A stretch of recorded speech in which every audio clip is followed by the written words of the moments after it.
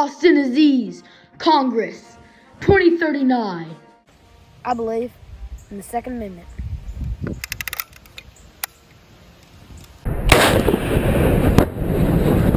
Guns. I'll cut taxes in half. No more timeouts for these criminals. We'll take them to jail. We fly the flag here in this treehouse. We're not ashamed of it. I'm for reopening the pipeline because I've got a race car and I like to put my foot in it. I'm a friend of the farmer. Austin, you gonna help? I am, son. I am a friend to all animals. Philosopher, scholar, artist, back-to-back hot lap champion, family man, reader of the Bible. Vote for Austin Aziz, 2039. I'm Austin Aziz, and I approve this message. This ad is brought to you by whatever mom's making for dinner.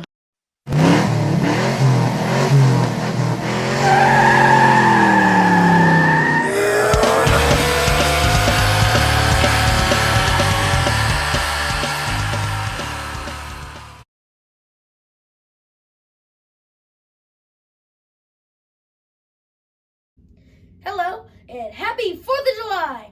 Welcome back to the AAA Race Show. I'm your host, Austin Aziz, Wayman for Hire, coming to you from the Stag Studio. It's Independence Day, but we got racing to talk about, so let's get into it.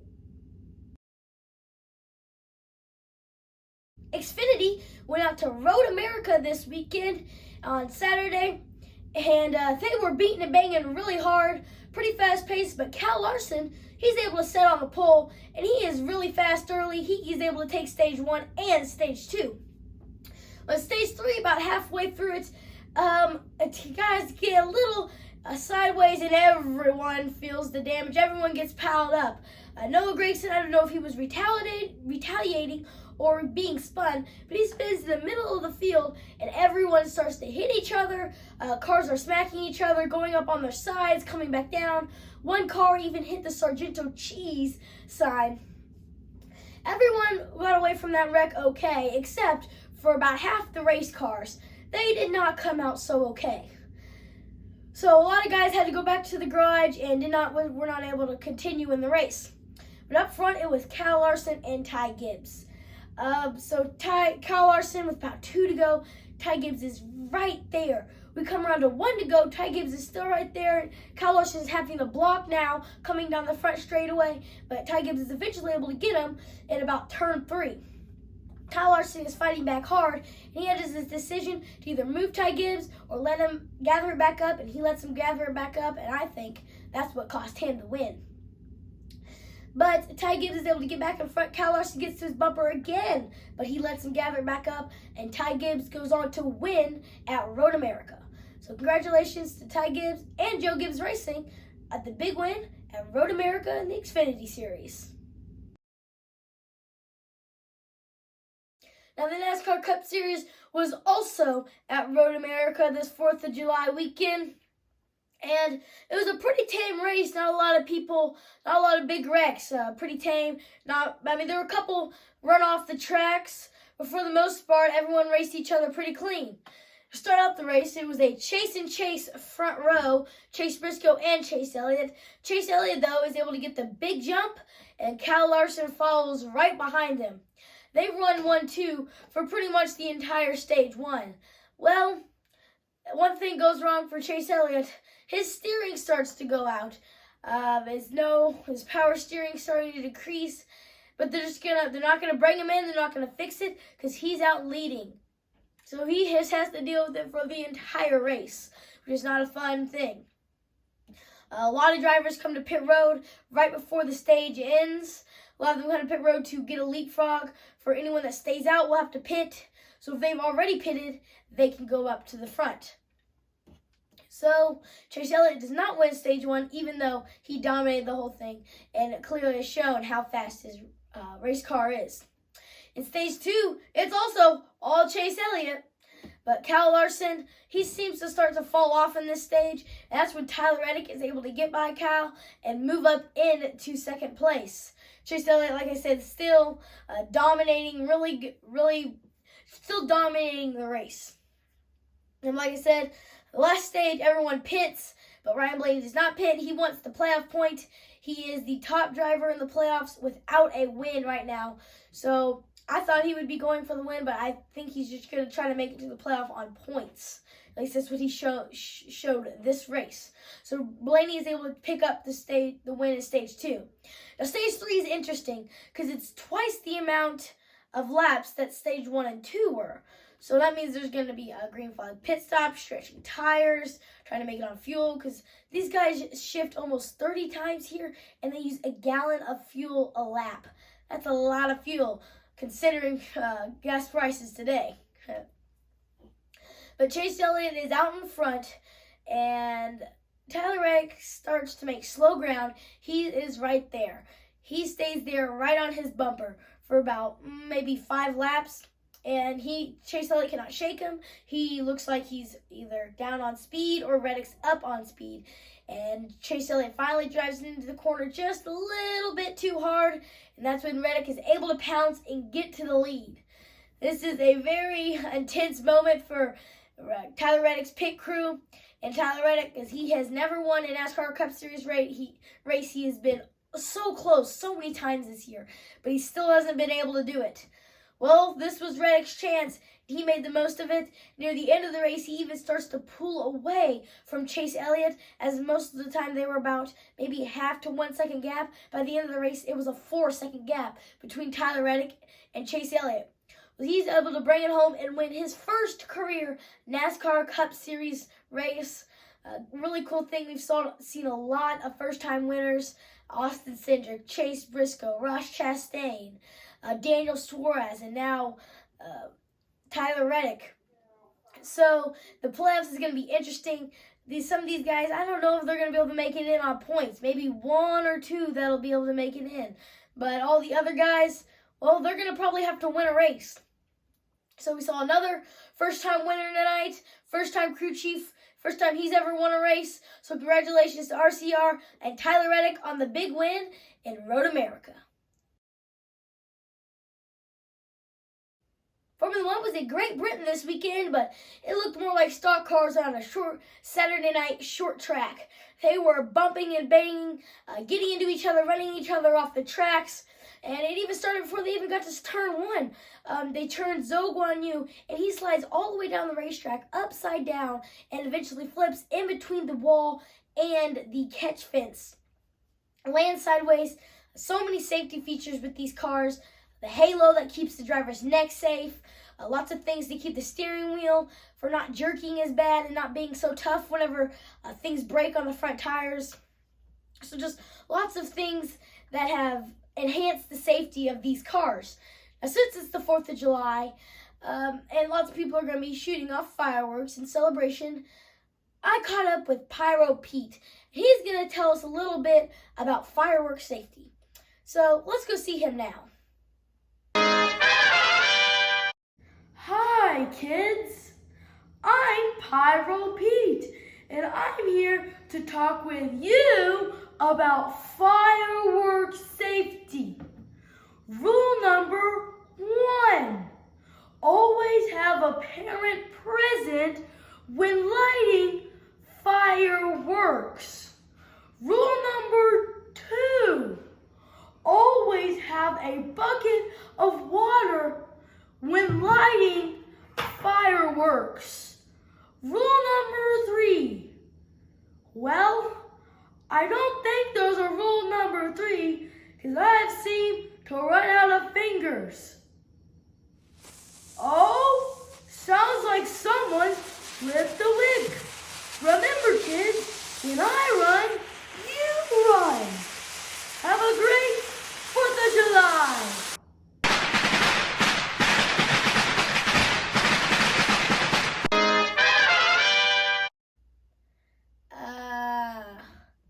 Should we check on him? I hope he's okay, Pete. But thanks for the tips there. Okay, anyway, let's get back to the racing. It started out with Charles Leclerc. He was able to get the early lead, but he runs off the racetrack, and Verstappen's able to get past him before Verstappen does the exact same thing 2 laps later. No one could really seem to keep it down. Charles Leclerc leads pretty much through the entire race up until about 10 to go whenever a car loses power on the front stretch. And that's whenever everyone goes nuts. Carlos Sainz is able to get past Charles Leclerc since it was a safety car, and Carlos is now in the lead. Well, now Carlos falls back into the clutches of Sergio Perez and Lewis Hamilton. They dice around with each other, racing each other extremely hard, not giving anyone room. Lewis Hamilton takes it free wide at one point. So a really, really tough battle. Everyone's able to make it out okay, though. And it's Carlos Sainz in the lead, Sergio Perez in second, and Lewis Hamilton in third. Well, no one could really catch Carlos Sainz because he got so far out in front. So he's able to bring it home and win in Great Britain. So congratulations to Ferrari and Carlos Sainz on the big win in Great Britain. Next up, we have the IndyCar race over in Mid-Ohio.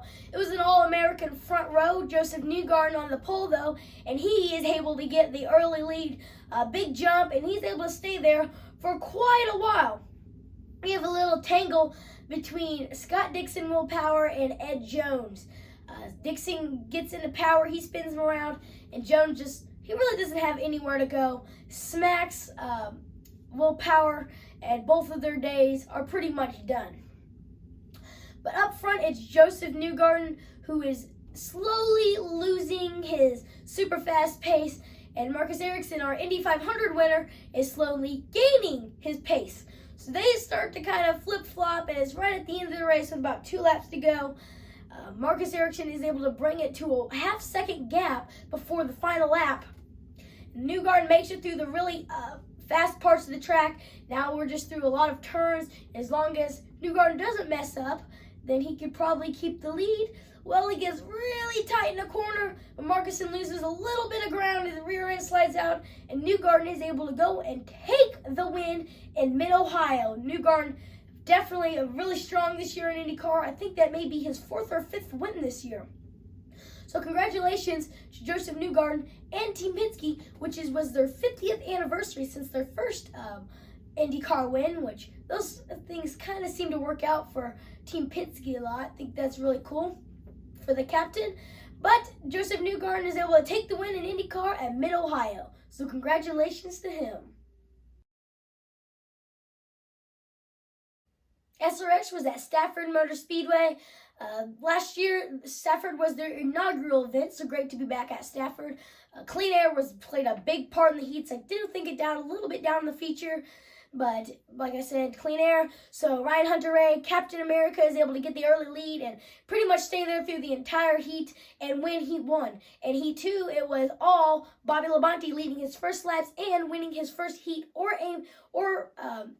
main ever in SRX. So congratulations to Bobby Labonte on that. Now as we get to the actual feature event, it's Tony Stewart and Marco Andretti battling up high, up front, really hard with each other, getting into each other. Greg Biffle also up there, getting a couple laps led, but he gets turned and he brings out the caution. Just kind of slides down the backstretch. He's able to gather it back up. That's right when the fun flag is going out, with about 10 laps to go.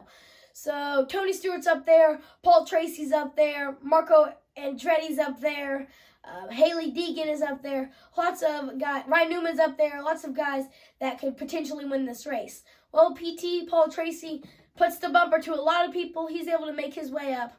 But while Marco Andretti and Tony Stewart Smoke are battling, Ryan Newman just to creep his way up, and he gets past Marco. And then he kind of slams doors with Tony Stewart and gets by him to go and win his first ever SRX event. So congratulations to Ryan Newman, his first year at SRX. So congratulations to him on the big win at Stafford Motor Speedway. The IMSA race is at Canada Tire this weekend, and wow, they were beating and banging hard not giving anyone an inch. Car goes off the racetrack full speed. It hits the wall going sideways, but hits it so hard, it hits the tire barrier, it spins around. And he was okay, though. He gets to get out of that car. This race reminded me a lot of the Formula One race, how we normally see these long races where people are, conserving the tires and stuff. It was not how it was now. People were all over each other in this race. Ricky Taylor had one of the worst days I think he's had in a while. He went and he got spun out. He went through the dirt. He lost a tire at one point. He was spun into the wall, and I think that's really what ended their day, what ended Wayne Taylor Racing's. They were able to continue, but they were not able to still contend for the win. But up front, it was Van der Zande and Sebastian Bourdais, and they were able to take home the DPI win and the overall win. So congratulations to them on the big win in Canada Tire.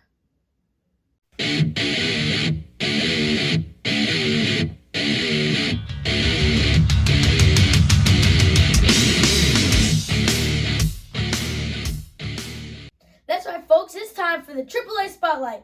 This week's AAA Spotlight is on Dylan Bates. Dylan Bates is a great person. He races the number 91 Super Late Model in the JEGS All-Star Tour for Joe Ross. His title sponsor is John Christ. He's been racing this for a couple years. He started out racing dirt bikes when he was 5. He did that up till he was 18. The reason he wanted to race dirt bikes is he was given a choice between dirt bikes and go-karts, and he wanted a dirt bike because he could drive it around in his backyard. And the Bates have been racing for a while. It's kind of what they do. It all started out with their grandpa, Wayne Bates. He had 3 sons, David Bates, Jay Bates, and Bart Bates. Bart actually got to work on Johnny Benson's number 10 Valvoline car in the Cup Series. Pretty impressive thing there. Jay is Dylan's dad, and all of them but Jay are all in the Ozarks Area Foundation Hall of Fame. So that's a pretty big honor to be in the Hall of Fame. Dylan, though, he started the race. He got his super late model ride. He's worked on a pit crew for 1 year, and then when he was about 18, he started being able to race his own late model. Has been doing that ever since. And like I said, he's a really great guy. He helps me with all sorts of things. He's always quick to get back to me. He let me come over to his race shop to just get things ready for next year. Just do a little bit, but it was just a blast to go hang out with him for a couple hours. And just Dylan Bates is a great person. He raced go-karts a little bit for some different guys, and he was actually able to go to Twister Alley Raceway, which is where I race a lot, and go there and win. He only went 4 times, but he won all 4 of them, and that was enough to get the championship. Like I said, Dylan Bates has got a very, very bright future in racing a super late model. You can go over to his Facebook page, and he'll tell you all the races he's going to be running this year. He'll be running the JEGS All-Star Tour, but he'll also be running some races that are not on the tour, like he went up to North Wilkesboro, and then he'll also be racing in the Snowball Derby, and I think there's a couple more that he'll also be doing. That's Dylan Bates. I said, just a great racer and a great guy.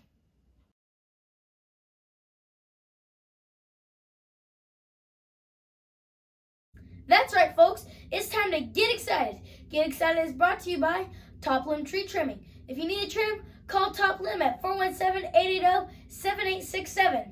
Toby Sherrill and the crew will come out there and take care of all your tree trimming needs. Now, on a more personal note, Toby Sherrill and the family just welcomed a new baby boy to their family. So we just want to say congratulations, send them well wishes.